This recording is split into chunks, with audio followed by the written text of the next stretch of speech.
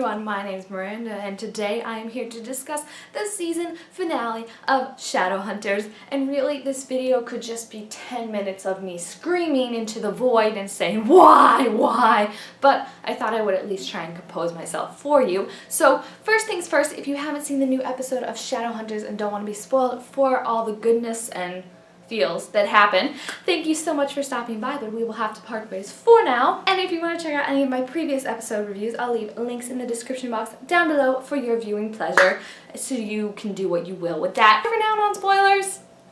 Alright guys, so Shadowhunters season finale. I feel like I need my tea to get through all of this because there was a lot going on, guys. So it picked off right after Hodge's betrayal. Hodge got the cup to Valentine, but not before our Scooby-Doo gang figured out— what am I doing with this cup, actually? Not before the Scooby-Doo gang figured out that Hodge was indeed the traitor. Ace and Alec ran off right after the whole wedding fiasco to go and try and find Hodge and stop him, but unfortunately they were too late. Hodge had already given the cup to Valentine, and Valentine quickly got to work with making new Shadowhunters. And these Shadowhunters, I have to say, I was kind of surprised because like they were Shadowhunters for like 5 hours and somehow they could take down Alec, Magnus, Izzy, and Simon. Well, maybe not Simon because he's new, but you know what I mean. They could take down all these trained Shadowhunters that have trained since they were like kids. They could take them down without anything, so I thought that was a little suspicious. Don't worry about Hodge because he quickly got what was coming to him if he thought Valentine was going to protect him.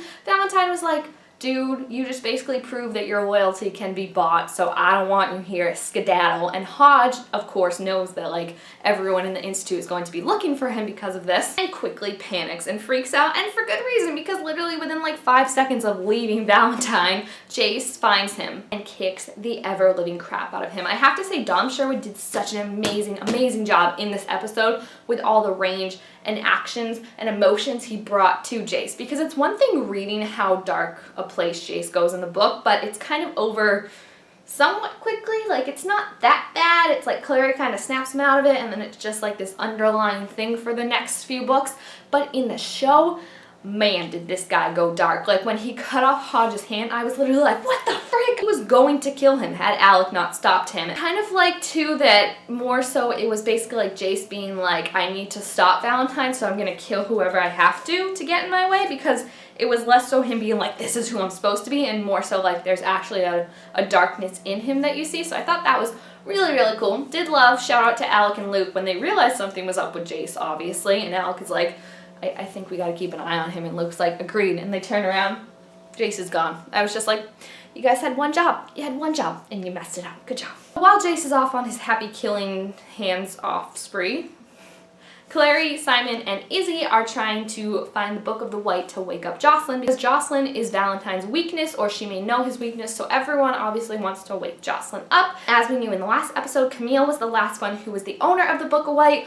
Why Dot would ever in a million years give that book to Camille, I have no idea, but they located it by freeing Camille, and unfortunately that meant that the truce that they had with the vampires is now over, and all they've kind of done to make Downworlders and Shadowhunters more at peace, especially with Raphael, that's over now, which is really sad because I love Raphael, and you couldn't blame Raphael in this episode for his feelings because Camille is an awful person, and he was just trying to do his best to protect his clan. What do you call a group of vampires? I don't know. He was doing his best to protect them, and he knew that Camille was a danger, and if she was let out, then everyone was at risk. But unfortunately, that was like the only way to get the Book of the White, and I like how they're kind of doing this juxtaposition where you see that the Shadowhunters and Clary, they're not always in the right. Like, they have this kind of ends justify the mean thing, but in this case, did it really? Because they released Camille out into the wild, now she can't be persecuted for turning Simon into a vampire, so it's like, was it really worth it just to get the Book of the White and wake Jocelyn? Like, yes, it was important, but I like how you're kind of seeing how Clary has this kind of one-track mindset where she forgets everything else, and she kind of gets this thing into her mind that you have to do, especially like when Jace found out that Valentine was going to kill or use his friends or whatever, and he told her she needs to get out of there, it's a trap. She's like, I know it's a trap, dude, but I'm so close, I'm not leaving. And he was like, you need to get out of there, and she's like, no, I'm staying, and just like hung up. And I was proud of her in that moment because it was kind of her asserting her like dominance, and she was like, boom, but at the same time, like, she put everyone in danger because they knew it was a trap, but it was their only way to get the Book of the Wife. So I have to say, I love that scene when Jace was talking to Valentine, and he was like, come so I can fight you, like, come on, bro, like, it's just you and me now. And Valentine's like, why would I want to fight you? You could actually kill me. Your friends, on the other hand, I don't know if they're quite as strong. And Jace just, like, dropped everything and freaked out. He was trying to get a hold of Clary, and I like how Valentine is now kind of showing Jace, like, your friends are a weakness, because look, you could have killed me, but I used your friends against you. At the same time, season 2 is going to be showing how Valentine's wrong, because Jace's friends and his loved ones are the exact reason why he's going to come back from Valentine, because they're never going to stop looking for him. So I think that's going to be a really interesting juxtaposition. But let's just talk about that end scene, because it was absolutely heartbreaking. So first of all, I had a couple issues with the end scene. Mainly when beforehand Izzy had been like, I'm calling backup, and I thought like, oh great, like get a couple more Shadowhunters. No, backup was just Alec. I was like, we're going after Valentine, like the most dangerous Shadowhunter in existence. Alec is amazing, but I think we should bring at least a little more Shadowhunters. So then when they got kidnapped, had they had like more Shadowhunters that maybe were like expendable and could have gotten killed, it would have made it seem more realistic. That was weird. Second thing, where in the world were Alec and Magnus for like 5 minutes when everything was going on? They were definitely making out. Like, it is basically confirmed at this point that Alec and Magnus were making out, because A, they were gone for like a solid like 5 minutes where it was noticeable, and then B, how in the world do you kidnap Alec and Magnus? Like, they're two of the most powerful people on the show. How do you kidnap them unless their guards are down because their lips are on something else? That last scene was absolutely heartbreaking. My goodness, when Jace agreed to go with Valentine, you could just tell, like, his face, he knew what was coming. He knew that this was going to make him a darker person, a worse person. He was going back to the man that had abused him for so much of his life, and he didn't want to. And I love that looking back, he was, like, not taking his eyes off Clary.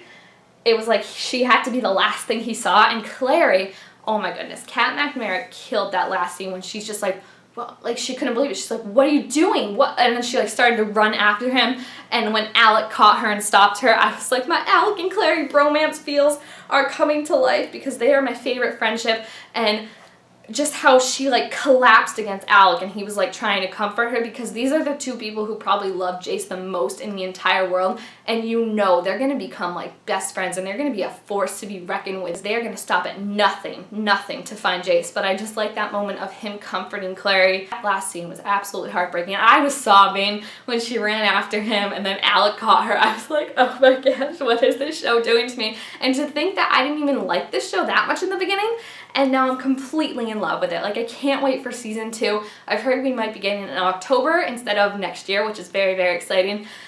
Oh my gosh. So other than that, we woke Jocelyn up. Luke and Magnus fist bump because bros, they did it. The only other thing in this episode too, was anyone getting like weird climbing feels, or was it just me? Like, there were like 2 times when I literally thought they were gonna kiss in this episode, and I was like, please don't yet, please. Like, I know that's coming in season 2, but yeah. I absolutely love the season finale, if you can't tell, and if you have seen it, please feel free to leave your thoughts and your comments and your predictions, whether you were crying, like I was, just all the thoughts, because like I said, I could just be like screaming for so long because of this stupid show. I love it so much. So make sure to give this video a thumbs up if you enjoyed it, and subscribe to my channel down below to be told to make all sorts of new videos, and I will see you guys in the future, Shadow Hunties. Bye for now!